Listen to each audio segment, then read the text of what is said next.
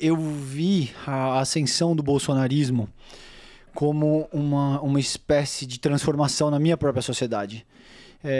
O entorno no qual eu vivia e vivo, para todos os efeitos até hoje, é de classe média.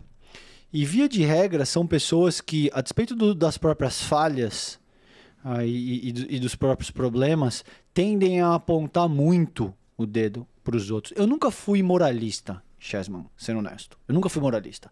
Eu nunca fui o cara que vai chegar pra você e vai falar se você tá fazendo isso errado, ou você fuma, ou você bebe, ou você traz sua esposa, o que quer que seja, mano.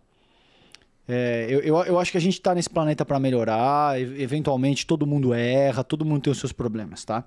O meu problema, de forma mais ampla, começa quando, além de ser extremamente falho, você se torna hipócrita. Você começa a querer cagar regra. Você começa a dizer que você vai para a Avenida Paulista com camisetinha da seleção brasileira demandar o fim da corrupção. Quando você burla a licitação pública, superfatura contrato, trai a sua mulher, o acostamento da estrada, a estrada para, você pega o acostamento, você fura sinal vermelho, sonega todo tipo de imposto, tem aquele seu apartamentozinho alugado que você não declara. Manja. Uhum. Tudo isso que a gente sabe muito bem como é que funciona. Quando isso aconteceu, isso me incomodou demais. A ascensão do bolsonarismo, além do ódio, além do preconceito, além da discriminação, além de tudo que forma o substrato que anima o próprio bolsonarismo, ainda trouxe esse nível de hipocrisia, de gente que é extremamente falha, a cretina, hipócrita, e que de repente começou a se colocar como paladino da justiça, da verdade e da moralização na luta contra a corrupção. Entende? Eu fiquei tão doente, literalmente, nesse sentido, que escrever esse primeiro livro, então reagindo à tua primeira provocação de forma mais objetiva, foi a forma que eu encontrei de alguma forma, dar vazão para essa frustração, para essa mágoa, para esse ressentimento que eu tinha, e eu passei a estudar, passei a pesquisar, a ler, entrevistar, prestar atenção em indícios sociológicos que me fossem capazes de tentar endereçar a complexidade do porquê que o bolsonarismo ascendeu no Brasil, e daí, portanto, o nome do próprio livro, A Ascensão do Bolsonarismo no Brasil do século XXI. Aí depois, se você quiser, eu posso falar um pouco mais dos principais vetores, o que você achar. Sem problema, a gente tem tempo aqui para isso, fica Perfeito. Tranquilo. Cara, o que eu posso te dizer, desse primeiro livro, eu utilizo 5 vetores. Os 5 principais vetores são o antipetismo, que desde 2005 já começou a ser trabalhado pelas mídias corporativas hegemônicas, mas a partir de 2013 ganha muita força o antipetismo. Que é o segundo governo Dilma. O final do primeiro e isso, do segundo. Isso. E por quê? Tem algumas observações aí que eu te faria. O antipetismo, ele é a expressão contemporânea do anticomunismo. O anticomunismo é uma narrativa sociopolítica que vem sendo trabalhada há pelo menos um século, Chessman. Se você pegar, em 1937, o Estado Novo, houve o Plano Cohen, por exemplo, C-O-H-E-N. As pessoas que nos assistem nesse momento, pesquisem isso. C-O-H-E-N. Igual da loja, né? Plano Cohen, isso. O Plano Cohen nada mais foi do que essa falácia de que os comunistas iam dominar o mundo, então por isso era preciso, necessário uma série de medidas. Tá? 10 anos depois, vem a doutrina Truman nos Estados Unidos. O Henry Truman, qual a principal função era combater a expansão do comunismo no mundo. Então por que eu estou te dizendo tudo isso? Para te colocar em perspectiva o quanto essa questão do anticomunismo vem sendo martelada no inconsciente coletivo ocidental faz mais de um século. O antipetismo, essa questão da nossa bandeira jamais será vermelha, os vermelhos, que enfim, o comunavírus, sabe? Que é uma desinformação tão grandiosa. Né? Exatamente. Toda essa pataquada vem porque existe, de muitas maneiras, toda uma construção que vem sendo secular, que vem sendo trabalhada há mais de um século agora. E 2013, se você parar para pensar qual foi a primeira vez que você teve um smartphone, você vai descobrir que foi em algum ponto entre 2010 ou 2013, no máximo, assim.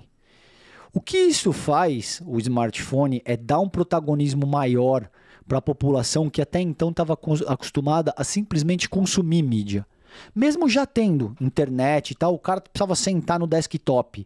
Ele não tinha um smartphone para postar conteúdo em qualquer lugar e tal, que é essa dinâmica de comunicação que a gente tem hoje. O que isso faz a partir de 2010, entre 2010 e 2013, é dar um protagonismo maior para as grandes massas populacionais. Consequentemente, as pessoas passam a questionar a sua não formulação mais direta na vida pública, na vida sociopolítica. Elas passam a saber o que está sendo votado, elas passam a emitir comentário o tempo todo, elas passam a não só ser telespectadores, mas ser figuras atuantes desse jogo de uma maneira mais incisiva.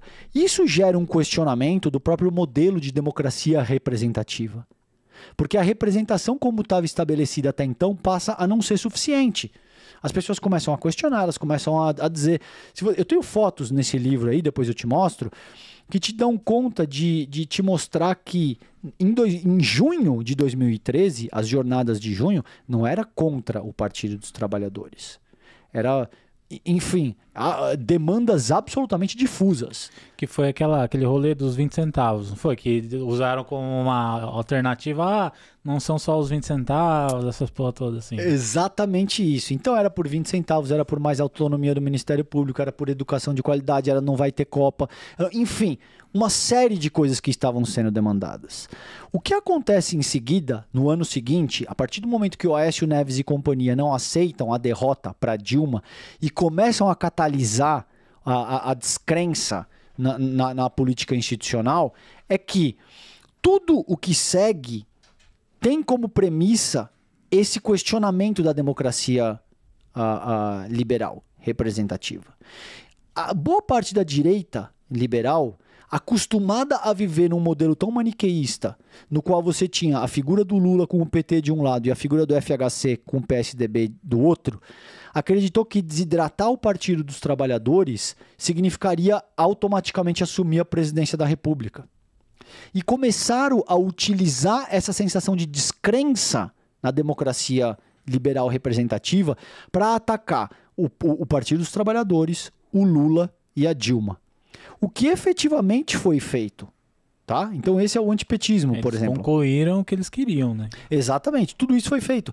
Só que para muito além de acertar a Dilma, que foi destituída, o Lula, que foi preso na ocasião, e o Partido dos Trabalhadores através do antipetismo, surge uma dimensão de antissistema, de que a política não vale para nada, de que políticos são todos safados.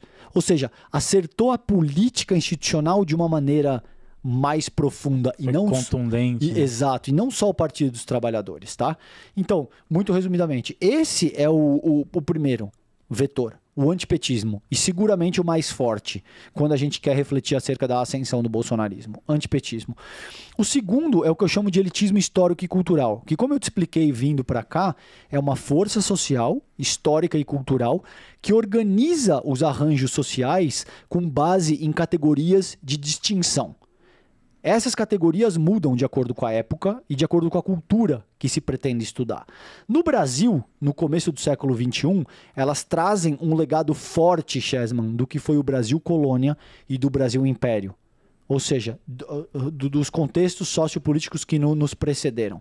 Então, muito resumidamente, hoje, no Brasil, o elitismo histórico e cultural organiza os arranjos sociais com base em te dizer que homens são superiores às mulheres, brancos são superiores aos negros, magro é superior ao gordo, enfim, todo tipo de falácia, de mentira que te diz que quem tem que mandar no mundo são homens brancos heterossexuais, altos, via de regra, esbeltos e assim por diante.